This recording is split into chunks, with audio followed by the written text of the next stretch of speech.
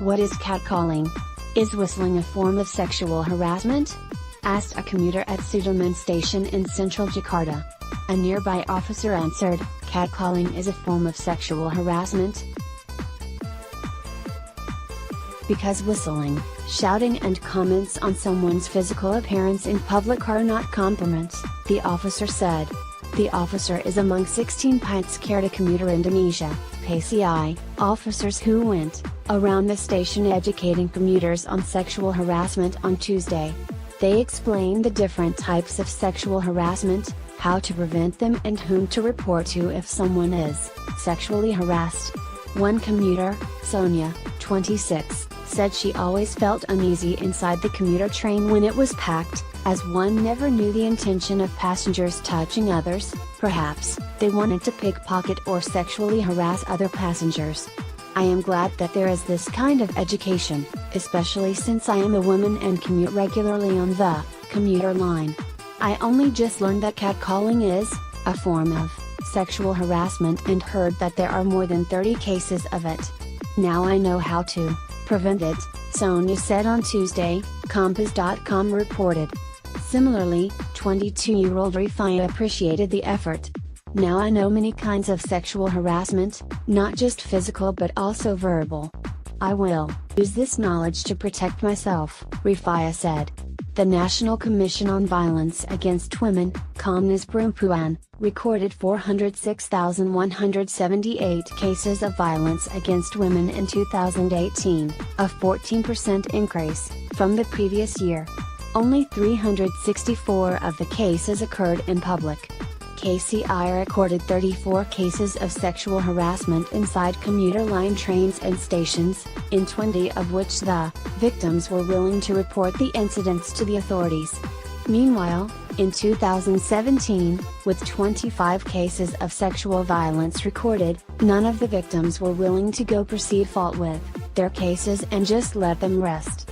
KCI was assisted by Komnas Perempuan and the Perempuan community to educate commuters on sexual harassment, in commemoration of International Women's Day, which fell on March 8. We do this to educate commuter line users on types of sexual harassments, how to prevent them and how to protect yourself and others against falling victim. KCI spokeswoman Eva Chiraniza explained. Eva said commuters, whether women or men, should be on the lookout for sexual harassment, both verbal and non-verbal. Verbal sexual harassment included catcalling, such as whistling, lewd comments or a conversation and jokes aimed at making someone else uncomfortable.